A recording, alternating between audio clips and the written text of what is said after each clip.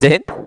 आप सभी का केएमटी क्लास में स्वागत है। दोस्तों, यदि आप बीएड या डीएलएड कर रहे हैं तो जिसमें आपका टीचिंग सब्जेक्ट शिक्षण विषय बायोलॉजिकल साइंस है, जीव विज्ञान शिक्षण है, तो जीव विज्ञान शिक्षण में अगर आप पाठ्य योजना बनाने की सोच रहे हैं कि जीव विज्ञान शिक्षण में पाठ्य योजना किस प्रकार से बनाएं और आसान से सरल तरीके से बना सके, जिससे किसी प्रकार की कठिनाइयाँ ना हो, तो आप इस वीडियो के माध्यम से बायोलॉजिकल साइंस यानी जीव विज्ञान शिक्षण के पाठ्य योजना को बना सकते हैं। तो आइए जानते हैं किस प्रकार से पाठ्य योजना बनाया जाता है। देखिए, सबसे पहले अगर हम पाठ्य योजना का निर्माण कर रहे हैं तो सबसे पहले उसमें सामान्य जानकारी देते हैं। सामान्य जानकारी के अंतर्गत विद्यालय का नाम, आप जिस विद्यालय के लिए पाठ्य योजना तैयार कर रहे हैं उस विद्यालय का नाम यहाँ पे लिख लेंगे, और तो छात्र अध्यापक हो या अध्यापिका हो, अगर अध्यापक है तो अध्यापक लिखेंगे, अध्यापिका है तो छात्र अध्यापिका लिखेंगे, अपना नाम यहाँ लिख देंगे। जिस दिनांक के लिए बना रहे हैं वो दिनांक डालेंगे, आज कौन सी क्लास का बना है वो डालेंगे। विषय के अंदर विज्ञान हो जाता है, सब सब्जेक्ट यानी उप विषय के अंदर जीव विज्ञान हो गया, कौन से घंटे के लिए बना रहे कालांश हो गया, और मिनट कितने मिनट के लिए बना रहे, कितने समय तक बना रहे, और आपका टॉपिक क्या है। इस टॉपिक का जैसे जीव विज्ञान के अंतर्गत ये एक टॉपिक है, प्रकरण है पुष्प की संरचना। अब पुष्प की संरचना पर अगर आप सोच रहे हैं कि पाठ्य योजना कैसे तैयार करें तो आप यहाँ से देख सकते हैं।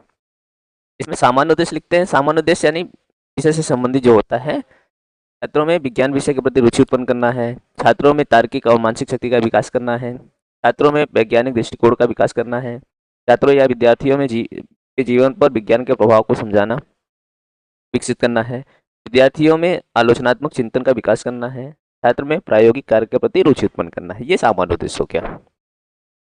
अब बात करते हैं सामान्य उद्देश्य के बाद अब विशिष्ट उद्देश्य क्या होने चाहिए इसके।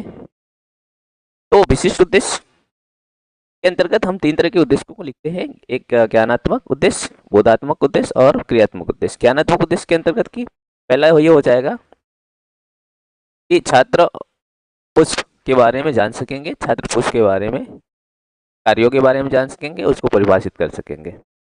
बोधात्मक के अंतर्गत देखिए, ज्ञानात्मक केवल उसके ज्ञान पक्ष से होता है, जो चीजें जो टॉपिक आप, विशिष्ट उद्देश्य क्या होता है पहले ये जान लीजिए। विशिष्ट उद्देश्य होता है सब्जेक्ट रिलेटेड, यानी जो टॉपिक है, जिस सब्जेक्ट का जो टॉपिक आप पढ़ा रहे हैं उस टॉपिक का रिलेट करता है। सामान्य उद्देश्य उस विषय से संबंधित होता है, और जो विशिष्ट उद्देश्य उस टॉपिक से संबंधित होता है। यानी पुष्प की संरचना पढ़ा रहे हैं तो पुष्प की संरचना जब आप पढ़ा देंगे तो वो नॉलेज होगा।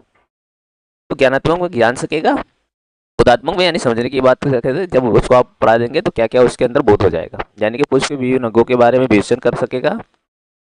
छात्र पुष्प के विभिन्न अंगों द्वारा होने वाले कार्यों को समझ सकेंगे, उसकी व्याख्या कर सकेंगे, आप कह सकते हैं उसमें तुलना कर सकेंगे, कह सकते हैं उसमें अंतर कर सकेंगे, वर्गीकृत कर सकेंगे, समानता देख सकेंगे, उसकी व्याख्या कर सकेंगे। ये सब बोधात्मक के अंतर्गत आ जाता है ना, बोधात्मक उद्देश्य देख सकते हैं यहाँ पे।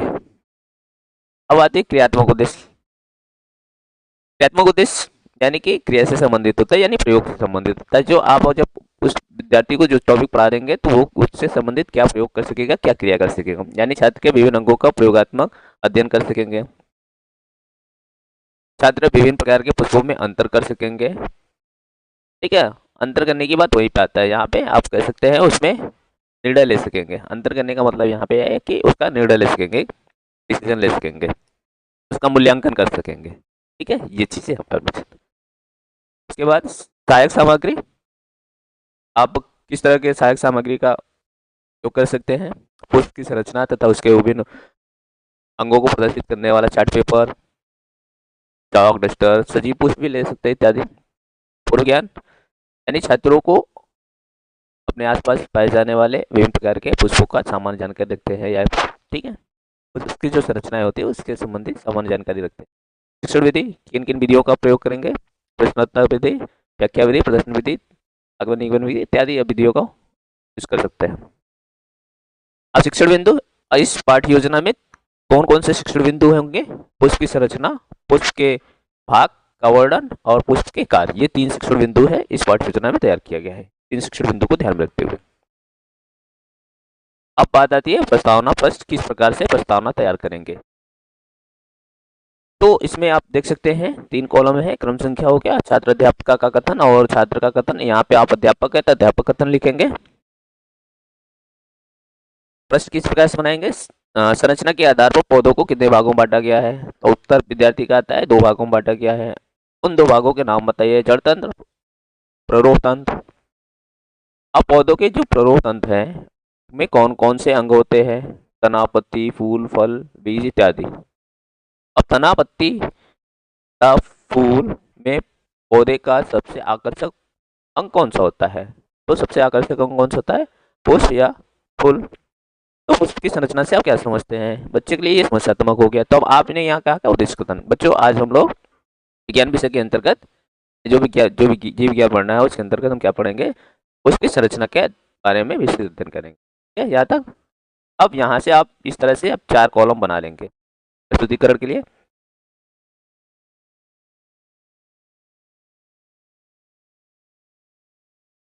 इस तरह कॉलम बना लेंगे।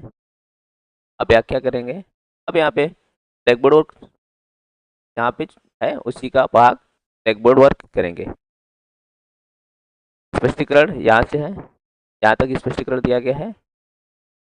छात्र कथन ये है। शिक्षण बिंदु ये हो गया। अब यहाँ पे शिक्षण विधि आप नहीं भी लिख सकते हैं, कोई दिक्कत नहीं है। शिक्षण विधि के लिए कथन देंगे, स्पष्टीकरण दिया, बोधात्मक प्रश्न करेंगे। बोधात्मक प्रश्न के बाद सेकंड शिक्षण बिंदु पे आने के लिए हम क्या करते हैं? विकासात्मक प्रश्नों का सहारा लेते हैं। आपको उसके भाग बताना है तो पुष्प के भाग बताइए। तो यहाँ पे आगे तब स्पष्टीकरण करेंगे। तो ये चीजें आप यहाँ देख सकते हैं, पुष्प के भाग का स्पष्टीकरण हो रहा है और साइड में यहाँ सैंपल वर्क इस तरह से।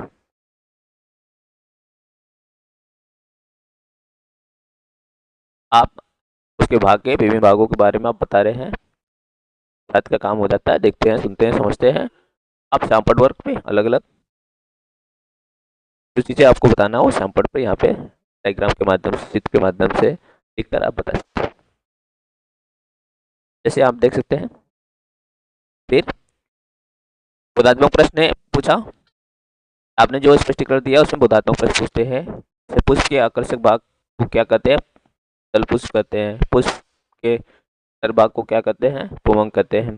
फिर विकासात्मक प्रश्न, विकासात्मक प्रश्नों की सहायता से फिर अगले यानी पुष्प के कार्य आपको पढ़ाना है तो उस पुष्प के कार्य होते हैं, नहीं बता पाया तो आप यहाँ पे इसको स्पष्टीकरण करेंगे। फिर यहाँ पे आपने सैंपल वर्क किया, स्पष्टीकरण करते हैं। फिर से क्या करेंगे? कार्य हो गया। फिर बोधात्मक प्रश्न आपने बताया, बोधात्मक प्रश्न पूछेंगे कि बच्चे ने आपने जो समझाया वो बच्चे कितना समझ के कितना जाने।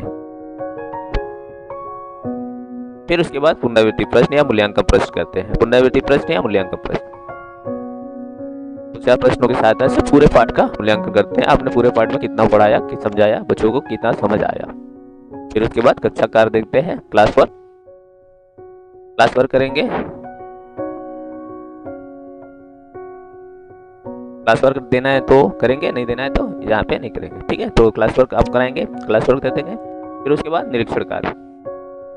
निरीक्षण कार्य छात्रों यानी जो सैंपल पे आप देंगे निरीक्षण कार्य करने के लिए क्लास वर्क में वो चीज़ उतारेंगे और आप करने के लिए उसको कहेंगे और साथ ही साथ घूम के क्लास में देखेंगे कि बच्चा अपना कार्य कर रहा है कि नहीं कर रहा है। ये कर। फिर उसके बाद गृह कार्य। गृह कार्य में जो सारी चीज़ें आपने पढ़ाया हो उसलिए होमवर्क देकर फिर आपका ये एक कंप्लीट लेसन प्लान हो जाता है। तो फिर कुछ टिप्पणी के लिए, पर्यवेक्षक के लिए आप टिप्पणी लिख छोड़ देंगे, वो अपना जो चेक करते हैं वो अपना लोग देंगे आपको। फिर पर्यवेक्षक का हस्ताक्षर और यहाँ पे आप लिख सकते हैं अपना खुद का हस्ताक्षर यानी छात्र अध्यापक या अध्यापिका का हस्ताक्षर। फिर आप यहाँ पे हस्ताक्षर करें। तो इस प्रकार से पाठ्य सूचना तैयार किए जाते हैं। क्लियर है? तो आप को विज्ञान विषय के प्रत्येक विभिन्न प्रकरण पर आपको इस वीडियो के माध्यम से या इस चैनल के माध्यम से आपको पर पाठ्य योजना प्राप्त हो जाएगा। अगर आप इस चैनल को पहली बार देख रहे हैं, अगर इस चैनल को सब्सक्राइब नहीं किए हैं तो आप सब्सक्राइब कर लें। आपको सभी विषयों के पाठ्य योजना यहाँ से आपको अवेलेबल हो जाएगा।